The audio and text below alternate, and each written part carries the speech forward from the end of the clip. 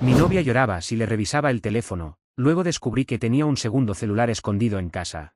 Nunca pensé que terminaría contando esto aquí, pero la única forma de desahogarme es escribiéndolo tal como lo viví. Durante 2 años tuve una relación que creía sólida, madura y basada en la confianza. O al menos eso pensé. Pero nada me preparó para descubrir que la persona que dormía a mi lado cada noche llevaba una doble vida tan elaborada que casi parecía salida de una serie de televisión. Mi novia, Laura, y yo nos conocimos en la universidad. Era extrovertida, carismática, siempre rodeada de gente, y yo era más bien el introvertido que terminaba en segundo plano. Pero ella me eligió. Siempre decía que le gustaba mi calma, mi forma de pensar, mi manera de analizar todo. Yo la veía como alguien auténtica, transparente, incapaz de mentir. Por eso los primeros signos de que algo no andaba bien los ignoré por meses. Todo comenzó con pequeños detalles. Laura siempre llevaba su teléfono consigo. Siempre. Incluso para ir al baño. Al principio pensé que era una manía, una costumbre, nada raro en esta época donde la gente vive pegada a su móvil. Pero un día, mientras veía una serie en la sala, escuché su teléfono vibrar en la mesa. Era un mensaje, pero no alcancé a ver el contenido. Lo único que noté fue la pantalla encendiéndose con su nombre oculto por un modo que decía, contenido sensible oculto.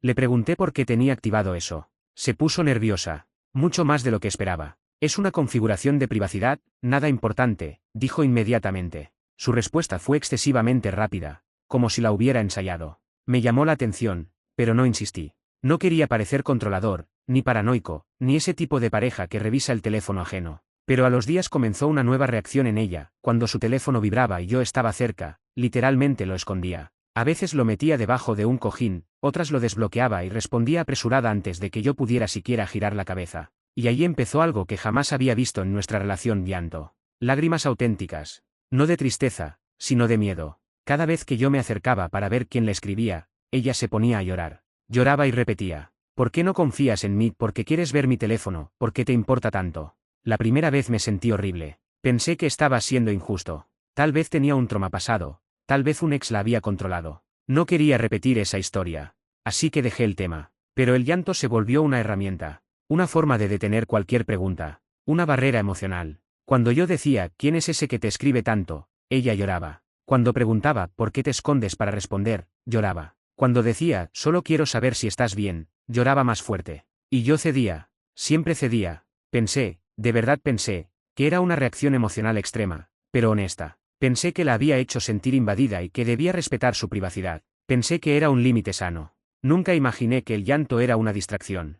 Un mecanismo de defensa. Una actuación calculada para ocultar algo mucho más oscuro. Todo cambió una noche, un mes antes de descubrir todo. Eran las 2 de la mañana y escuché ruido en la sala. Me levanté a ver qué pasaba y encontré a Laura sentada en el sofá, con la luz apagada, escribiendo en su teléfono. Cuando me vio, brincó del susto y escondió el móvil bajo la manta. Le pregunté qué hacía despierta. Insomnio, dijo. Pero su mano temblaba. Esa noche no pude volver a dormir.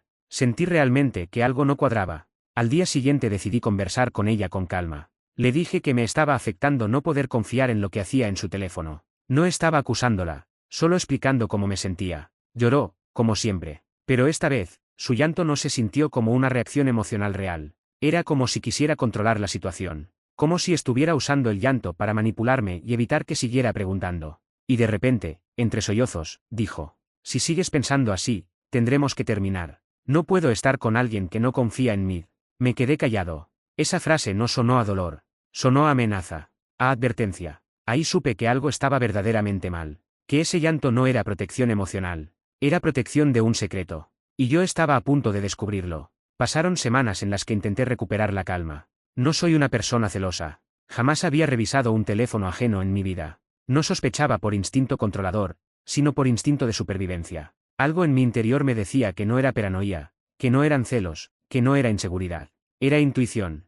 Una tarde, mientras Laura estaba en el trabajo, decidí limpiar el apartamento. Sí, lo admito, parte de mí quería revisar algunos espacios que ella protegía demasiado, pero no era para invadirla, sino para entender por qué se comportaba así. Mientras limpiaba la habitación, encontré algo extraño: la puerta del armario donde guardábamos maletas estaba entreabierta. No solía estarlo. Revisé adentro, y entre una manta doblada y una caja de zapatos apareció un objeto que no pertenecía ahí. Un teléfono.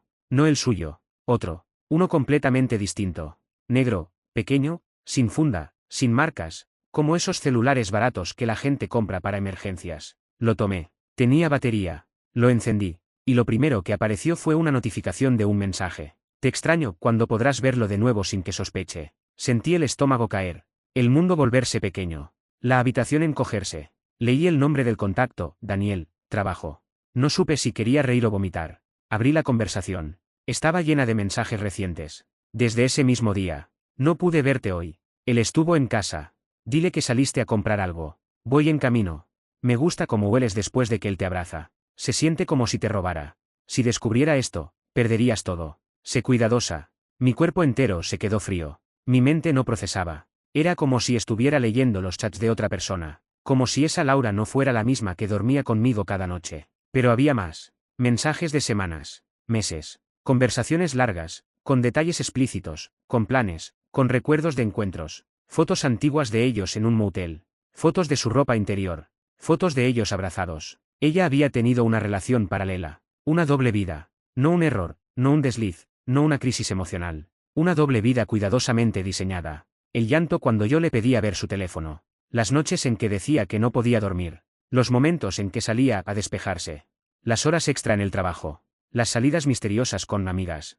Todo estaba ahí, cada pieza encajaba en ese segundo teléfono escondido. Lo odié, la odié, y me odié a mí mismo por no haber visto nada antes. Pero lo que más me destruyó fue leer un mensaje enviado apenas 2 días antes. Mi novio sigue sospechando. Lloré para que dejara el tema. Funcionó.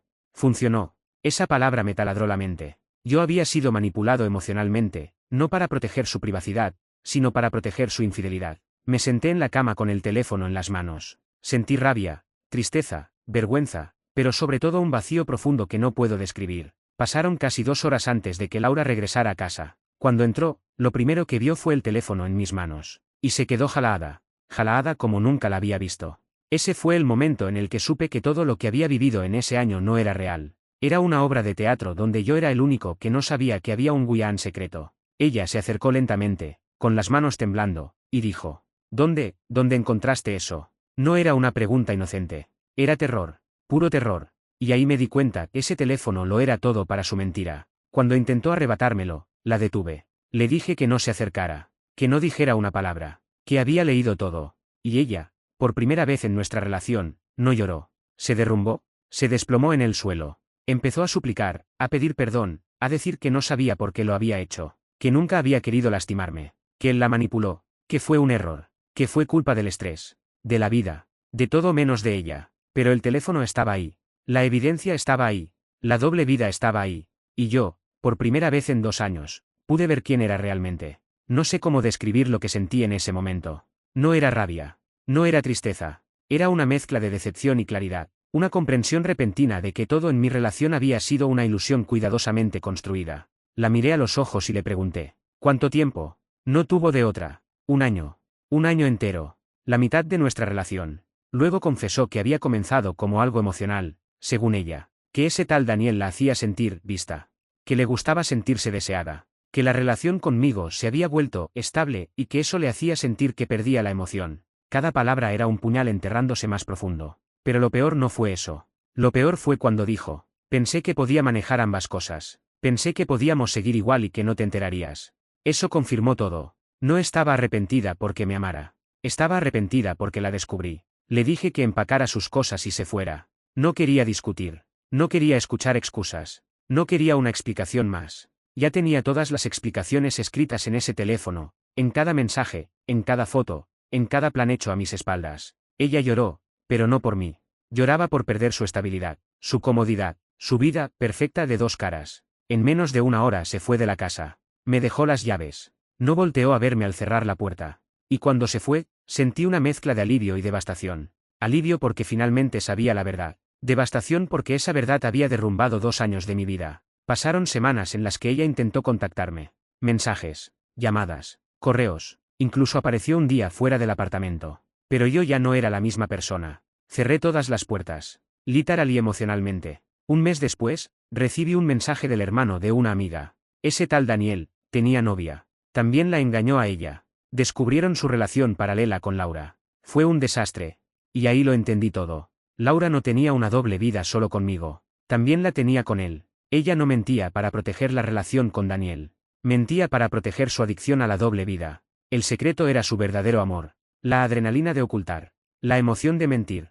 La habilidad de manipular. Esa era Laura. No la chica que yo había idealizado. La verdad es que descubrí su segundo teléfono, sí. Pero lo que de verdad descubrí ese día fue su identidad real. Su esencia. Su capacidad para actuar, llorar, manipular, ocultar, construir historias y mantenerlas vivas durante meses. Y lo peor.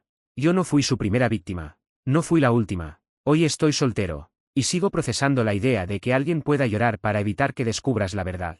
Que pueda convencerte de que tú eres el que está mal, cuando en realidad eres la presa de un juego emocional macabro. A veces me pregunto cuánto más habría durado esa doble vida si no hubiera encontrado ese teléfono por casualidad. Cuánto tiempo más me habría engañado, llorando cada vez que yo intentara ver la realidad. Pero a veces también me repito lo mismo. No fui un tonto. Fui una persona que confió. Y confiar no es un defecto. Es un rasgo que solo las personas correctas saben valorar. Ella no lo supo. Y nunca lo sabrá.